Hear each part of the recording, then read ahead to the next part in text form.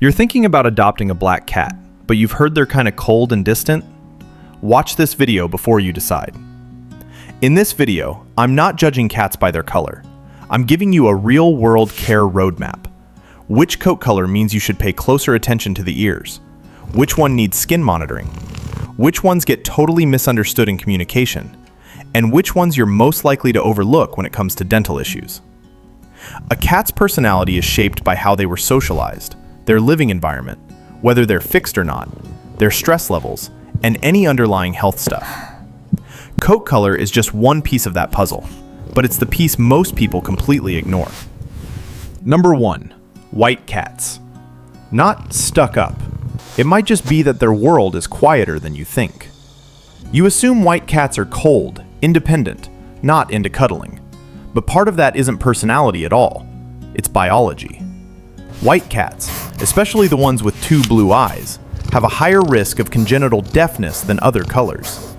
This has been documented in veterinary medicine for decades. The cause is linked to the W gene, the gene responsible for a fully white coat and the development of inner ear cells during the embryonic stage. Not 100% of blue-eyed white cats are deaf, but the percentage is high enough that you should check, not ignore it. On top of that, white cats lack melanin in their skin, which means areas without fur coverage, like the nose and ear tips, are more vulnerable to sun damage with prolonged exposure. In sunny countries, this is a very real reason behind chronic dermatitis and even squamous cell carcinoma in older white cats' ears and noses. If your cat likes sitting by the window, that's not automatically a problem.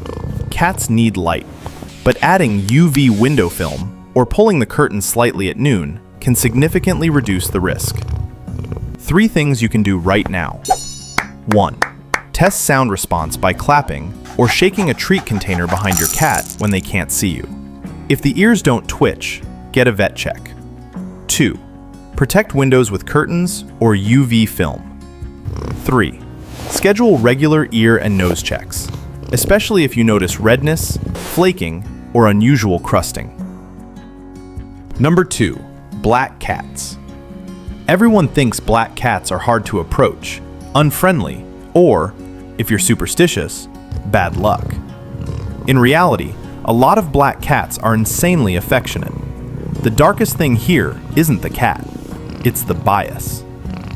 In many shelters across the US and Europe, black cats often get adopted later than other colors. Not because of personality, but for a very practical reason. Photos of black cats in poor lighting look blurry, faces unclear. People can't see their expressions. The result? They stay in cages longer.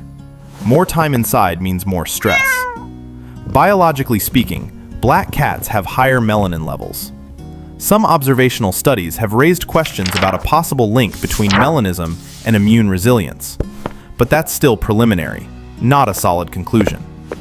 So don't assume black cats are tougher, they need less care. That mindset can backfire. 3 things you should do right now. 1. If you're planning to post photos of your black cat online or create an adoption listing, place them near a window with natural light. Use a light-colored background and shoot when their eyes catch a little highlight. Better photos equals better chances. 2. If you just adopted a black cat from a shelter, invest in enrichment early. Toys, scratching posts, climbing spots. Because cats who've spent long periods in cages often lack stimulation and carry quiet, low-level stress. 3. Don't treat them differently just because you feel they're mysterious. Cats pick up on your attitude way more than you realize. Number 3. Tuxedo cats. I once went through a phase, slightly offended by a tuxedo cat. The vibe was very aristocratic. Sleek black fur, white chest like a bow tie, walking slowly like this apartment was its 5-star hotel. And me? I was just housekeeping. I used to think tuxedos were hard to approach, only interacted when they felt like it. I walked past. It stared. I called. Silence. I reached out. It leaned away slightly, like, not right now. But then I discovered something kind of funny. It wasn't cold. It was just very selective about how it bonded. Some days I'd sit there working. Stop calling it. Stop trying to win it over. I just sat still, let everything quiet down. And right at that moment, it walked over, tapped its head against my leg once, then sat down next to my chair. Like it was saying, okay, now it works. And from that moment, I understood that tuxedo coldness was sometimes just a habit of controlling distance to feel safe. Here's what you need to know. Tuxedo isn't a breed. It's just a black and white coat pattern that can appear in many different breeds. In other words, tuxedos don't share a personality gene. They just share the same suit. So if you meet one tuxedo that's clingy like glue and another that's like, don't touch me, don't be surprised. Their personalities vary widely because genetic background, living environment, and upbringing are what actually move the needle. And upbringing? It influences them way more than coat color ever could. You want to get closer to yours, right? Okay, here's how. 1. Let your cat choose to approach you. Don't chase or force cuddles. Standing still means you're saying, you're safe here. 2. Play in short, consistent routines instead of cramming it in. 10 to 15 minutes a day works better than 1 hour on the weekend because it creates a sense of stability. 3. Monitor weight and kidney health like you would with any adult cat. There's nothing tuxedo specific here. Just don't skip regular checkups because many cat health issues stay silent for a long time. And the best part is, when you do those 3 things right, the tuxedo keeps its aristocratic vibe, but you'll start to see it placing you inside its trust circle. Not loud affection, but very selective love. And strangely enough, the more selective it is, the more valuable it feels. Number 4. Orange cats. Don't assume orange cats are just comedians. Goofy cute, easy to raise just because they play all day and never complain. Honestly, that's exactly why you're more likely to miss their issues. Outgoing cats, highly interactive, always hungry, that's the group owners tend to underestimate the most, because they look fine. They don't hide discomfort the way quiet cats do, but that doesn't mean they're not in pain. Genetically, the orange coat is linked to the X chromosome. That's why most orange cats are male. Orange cats can develop small black spots on the lips, nose, or gums as they age. It's called lentigo, benign, no treatment needed. But a lot of owners see dark spots and panic, so I'm telling you now. What deserves more attention is dental health. Some observations within the veterinary community, and from experienced owners, suggest cats that eat a lot, constantly use their mouths to demand food, may build up plaque faster if dental care is neglected. Not a hard rule, but enough to stay aware. So if you have an orange cat at home, the first thing to do is gently lift the lip and check the gums. Pink gums are normal.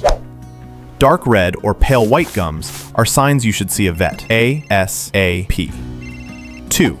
Start short toothbrushing sessions. You don't need a fancy toothbrush right away. Use veterinary gauze and cat-safe toothpaste. 10 seconds at a time. A few times a week is enough to start. 3. Make sure they have enough energy-burning toys. An understimulated orange cat is more likely to destroy things or overeat. Number 5. Gray cats. Don't confuse caution with coldness. If orange cats are the no-brakes extroverts, then gray cats are the true strategists of the feline world. Biologically speaking, the gray coat is the result of the dilution gene, which disperses dense black pigment into a softer tone. However, science is clear. There's no direct link between coat color genes and personality genes. So why do they seem reserved? When we label gray cats as closed off, we subconsciously interact with them less, creating a feedback loop that actually makes them more independent. A gray cat isn't rejecting you, it's running an environmental scan. For them, trust is a reward that has to be earned, not something given away for free. When a gray cat stands at a distance watching, that's not shyness. In the wild, this is an optimal survival strategy. Assess risk before exposing vulnerability. To break the ice with a gray strategist, apply this science-backed approach. Absolutely no staring.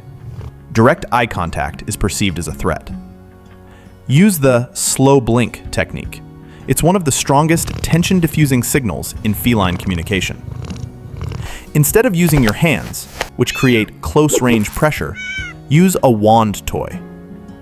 Maintaining a bit of physical distance during play helps the cat feel in control of the situation, while dopamine, the feel-good hormone, is still released. Install climbing shelves or a cat tree. For cats that prefer observing, height equals confidence. When they can look down at everything from above, their cortisol, the stress hormone, drops to a minimum. Number 6. Tabby. You might think tabby means one type of cat with one type of personality. But tabby is a pattern, not a color, not a breed. There are at least 4 common tabby patterns: mackerel, classic, spotted, and ticked. Each one can appear on different base colors, and they can carry genes from many different breeds, which means you can't assign one shared personality to tabbies. You'll meet extremely social tabbies, extremely independent tabbies, aggressive tabbies, tabbies as sweet as can be. All of it is true, and none of it represents tabby as a whole. You need to evaluate the actual behavior of the specific cat in front of you: how it plays, how it eats, how it reacts to strangers. Then adjust enrichment based on its real curiosity level. Highly curious cats need frequently rotated toys. Less curious cats need stable routines. If you have young kids at home, tabbies are one of the most commonly encountered family cats. Teaching kids how to approach safely is something you should do early, not wait until a problem happens. So what you thought was coat color predicts personality is actually coat color highlights your blind spots. White cats remind you to check hearing and protect skin. Black cats remind you not to let bias decide for you. Orange cats remind you not to get complacent just because they look fine. Cats don't choose their coat color, but they live their entire life inside that body. If you understand these small signals correctly, you're not just raising a cat. You're making its world a little more comfortable every single day.